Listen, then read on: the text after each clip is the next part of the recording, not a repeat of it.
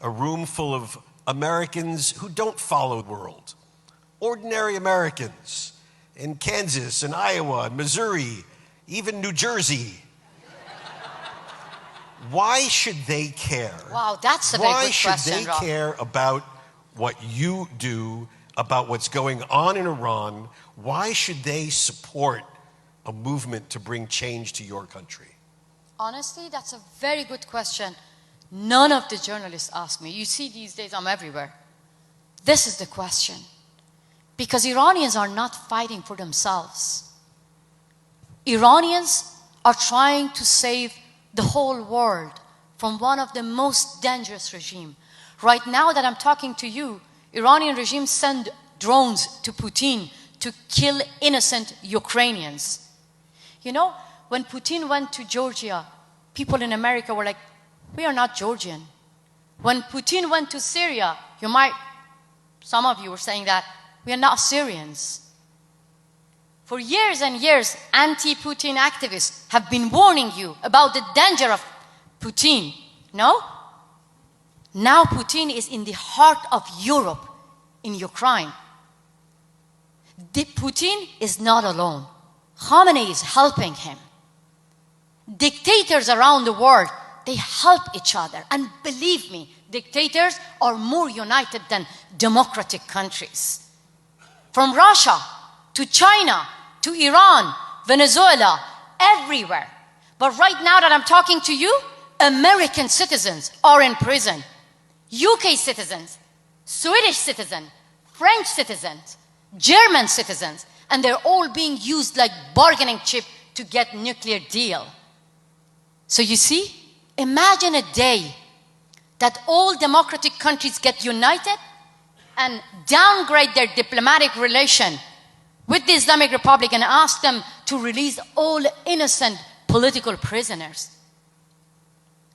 If the democratic countries do not get united to end Islamic terror, believe me, the Islamic terrorists will get united. The dictators will get united and they will end democracy. They will end us, every single of you.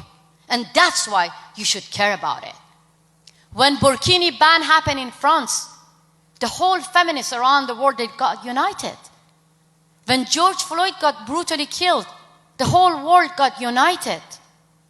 There was women's march everywhere. My body, my choice. What is different between the women of Iran and the women of the West? And last thing, I have a simple question. I really want you to answer. If it was not the women of Iran, it was the women in America being kicked out from a stadium, what would have been your reaction? Outrage.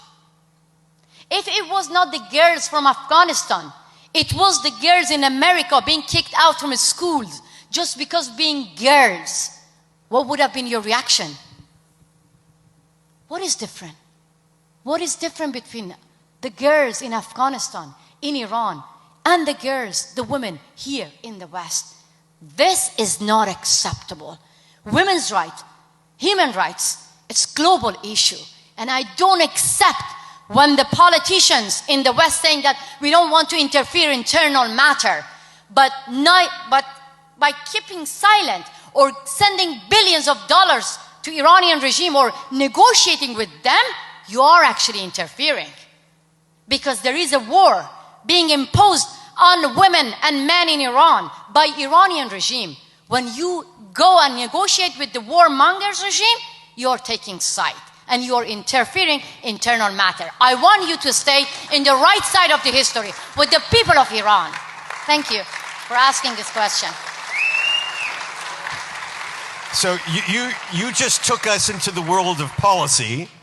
So let me ask you, the United States government has recently said that it is shifting, it's no longer emphasizing its pursuit of a nuclear deal. It doesn't say it's stopping, it's just moving away from it. We're getting there. And you have met with senior US government officials. So let me ask you, do you feel as though you are getting the right level of support? Do you feel as though the US government is adopting the right policy? And what more would you like to see the Biden administration do to advance the cause of freedom in Iran? With your help, we're going to get there. First of all, I have to make the US government, Biden administration, to understand that when we talk about Islamic terror, when we talk about Islamic Republic, when we talk about gender apartheid regime, it should be bipartisan. Doesn't matter whether you support Republicans or Democrats. You believe in women's rights, no? You believe in democracy, no?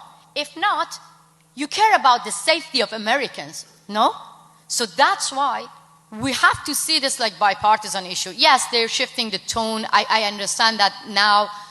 They're supporting the uprising, but I want them, I'm coming back from Paris, so I met with President Macron. I actually made him to recognize the uprising as it is, as a revolution. I'm not saying that this is going to happen overnight. This is a marathon. We have a long road, we have a tough road ahead, but this is a revolution. So we need action. When they say that, yes, the nuclear kind of, we're not going to negotiate with the Islamic Republic until they stop killing people, but this is, we don't need empty words. We need actions. First, recognize the revolution. Second, call your allies to recall their ambassadors.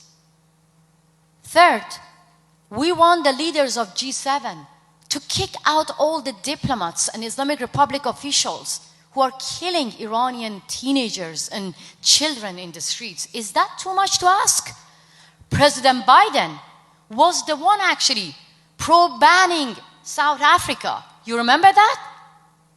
Islamic Republic is gender apartheid regime as well. So I need him to call its allies to ban Islamic Republic from everywhere, because Islamic Republic is a gender apartheid regime.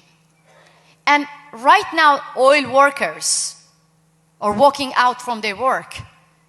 Teachers, university professors, they're actually supporting this revolution. But we need help and support from Western countries. We need actions, not empty words. To be honest, I'm going to actually repeat that again. Many people say that, so you're asking American government to save Iranians? No. I want them to stop saving the Islamic Republic. Look,